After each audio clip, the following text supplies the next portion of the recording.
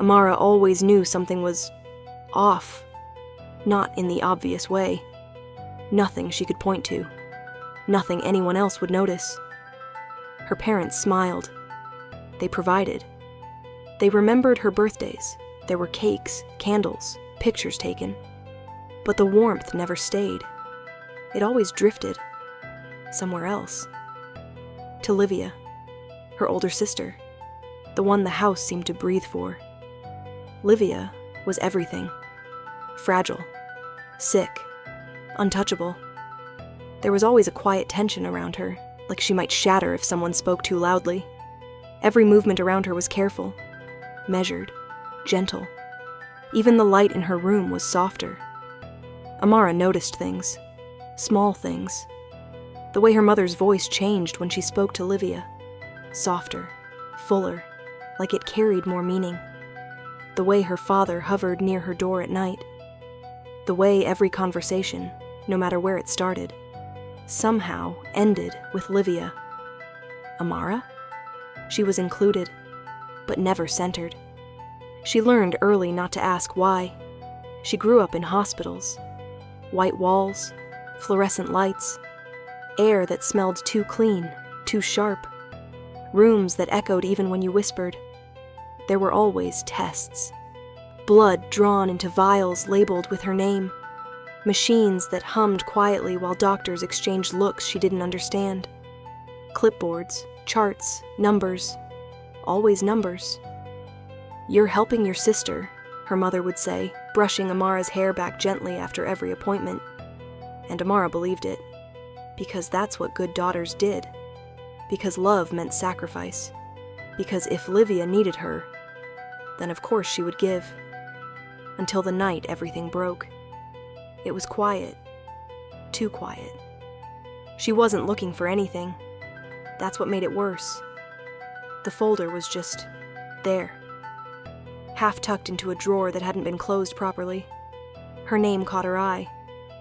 Amara Velez, compatibility record. Something about it felt wrong immediately. Too formal, too clinical. She opened it anyway, page after page of numbers, charts, percentages, detailed notes, medical language she didn't fully understand, but understood enough. Match quality, tissue alignment, organ viability. Her fingers slowed as she flipped. Her breathing grew shallow. And then, a single page stopped her, older than the rest, dated before she was born. Projected donor viability. High recommendation. Proceed with conception. The room went completely still. No sound, no movement. Just that sentence, over and over.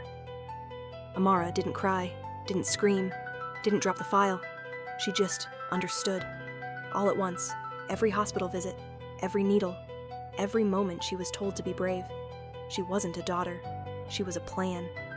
A solution. She didn't confront them, didn't ask questions, didn't give them the chance to explain, because there was nothing left to explain. That night, she packed quietly. Only what she could carry. She paused once, at her bedroom door, listened. The house was silent, like nothing had ever been wrong, like everything was normal, and that was the worst part. So she left.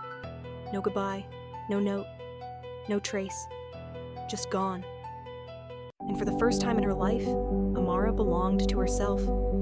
Freedom didn't feel the way she thought it would. It was quieter, heavier, but it was hers, until the day her body gave out. It wasn't dramatic, no warning, just dizziness, weakness, and then, nothing. When she woke up, she was back somewhere familiar, too familiar. Hospital walls, the same sterile smell, the same quiet hum of machines. A doctor stood at the foot of her bed, looking at her like she was something already known. "Have you had prior procedures done?" he asked. Amara frowned. "No."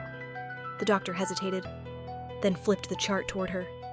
Scars, internal records, missing tissue, things that couldn't be explained away. Her body told a story her mind didn't remember, a body that had given, again and again, until there was nothing left to give. Even if she forgot, her body didn't. She went back. Not for them. For proof. The house hadn't changed. Same walls. Same quiet. Same carefully maintained normal. Like nothing had ever happened. She found the drawer. The one that had changed everything. But this time, it wasn't just files. It was worse. Videos. Old recordings. She hesitated before pressing play. Then she did. The screen flickered. A younger version of herself appeared. Smiling, laughing, trusting. Sitting in a hospital bed like it was normal. Then, another clip. Same room, same girl, but crying. I don't want to do it anymore. Her voice was small, desperate, off-screen. Her mother. You don't have a choice. Flat. Certain. Another clip. The door opens. Livia walks in, and Amara freezes. Because Livia isn't weak. She isn't dying. She isn't fragile. She's standing. Healthy. Watching. You were made for this, Livia says. Not angry. Not cruel. Just sure. Like stating a fact. They find her. Of course they do. Her parents break first. Tears. Excuses. Desperation. We did it to save her. We had no other choice. Amara listens. But nothing reaches her, because she already knows. Then Livia steps forward. Perfect. Alive. Untouched. You had a purpose, Livia says. Silence fills the space between them. Heavy. Unmoving. Amara smiles, but it doesn't reach her eyes. And somehow, that's worse than if she had screamed. Months later, Amara sits by a window. Sunlight warms her face, a cup of coffee in her hand. It feels real. No hospitals, no tests, no one watching her. Just quiet. Just peace. For the first time, she smiles. Not forced, not practiced. Real. She made it out. She's free. At first, it's nothing. A flicker in the light. The sound of something faint, rhythmic. Beep, beep, beep. Amara doesn't react. She keeps sipping her coffee, but the sound stays. Soft, persistent, wrong. The cafe door opens. A gust of air moves through the room. For a second, the sunlight shifts. Too white, too harsh, almost like hospital lighting. Then it's gone. Everything is normal again. Amara blinks, confused, but she shakes it off. Her phone vibrates. A message. Unknown number. She hesitates, opens it. There's no text, just an image. She frowns, zooms in. It's blurry, white, sterile. Then it sharpens. A hospital room, a bed, a girl lying still, machines surrounding her. And then, Amara stops breathing. Because the girl in the photo is her. Cut back, the cafe. But something's off now. The background glitches. For a split second, the table isn't wood, it's metal. The sunlight isn't warm, it's fluorescent.